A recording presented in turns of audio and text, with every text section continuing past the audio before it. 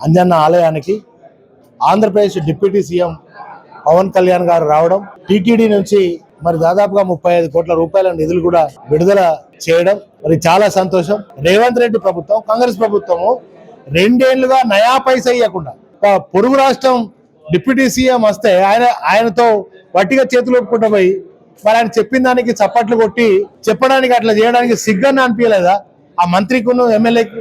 ఇప్పటికైనా సిగ్గు తెచ్చుకొని మరి రేవంత్ రెడ్డి ప్రభుత్వం వెంటనే నిధులు కొండగట్టుకు నిధులు విడుదల చేయాలి. గతంలో కేసీఆర్ గారు అద్భుతమైనటువంటి రీతిలో మరి యాదాద్రిని దేశ చరిత్రలో ఎక్కడ లేనటువంటి విధంగా ఒక దివ్య క్షేత్రంగా చేశారు. అదేవిధంగా వేములవాడ రాజరాజేశ్వర ఆలయాన్ని అద్భుతంగా అభివృద్ధి ఇప్పుడు మేము కేటాయించిన నిధులతోటే జరుగుతూ ఉన్నది. స్థానిక ఎమ్మెల్యే సత్యం ఆయన పేరు, కానీ అన్ని అసత్యాలే మాట్లాడుతూ ఉన్నాడు.